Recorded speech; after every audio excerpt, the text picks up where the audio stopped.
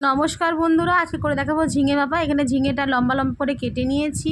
এখানে নিয়ে নিয়েছি তোমার হচ্ছে সর্ষে, টমেটো, রসুন আর হচ্ছে তোমার হচ্ছে কাঁচা লঙ্কা বাটা। এখানে নিয়েছি ধনে পাতা। সবার ফার্স্টের মধ্যে ঝিঙেটাকে তেল মাখিয়ে নিলাম।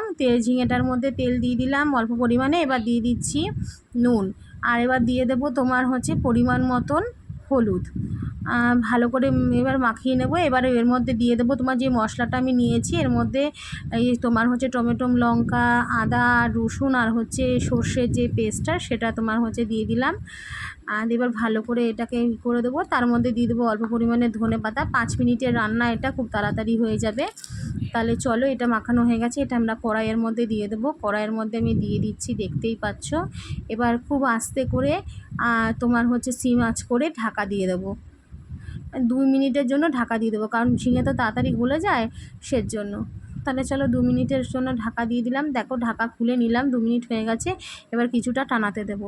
তা আমার চ্যানেল রমা কিচেনে তোমাদের অনেক অনেক স্বাগত। সবাই ভালো আছো তো? দেখো, আজকে খুব সোজা সাপটার ঝিঙের রেসিপি আমি হচ্ছে দেখাচ্ছি, ঝিঙে ভাপা। এটা কিন্তু গরম ভাতে দারুণ লাগে। তাহলে রান্নাটা আমার একটু টানবে, ততক্ষণ তোমাদের সঙ্গে একটু গল্প করে নিচ্ছি। আমার রেসিপি কেমন লাগছে আমাকে অবশ্যই কিন্তু কমেন্ট করে জানাবে। চলো, আমাদের এটা হয়ে গেছে। এটা চলো নামিয়ে নিই। এটা 5 মিনিটের রান্না, 2-5 মিনিটের রান্না। খুব তাড়াতাড়ি হয়ে গেল রান্নাটা, দেখতেই পারলে। উপর থেকে 2-3টে কাঁচা লঙ্কা ঢেলে নিচ্ছি। চলো, নামিয়ে নিয়েছি। তা আমার রান্নাটা কেমন লাগলো আজকে, খুব তাড়াতাড়ি চটজলদি রান্না, অবশ্যই কমেন্ট করে জানাবে।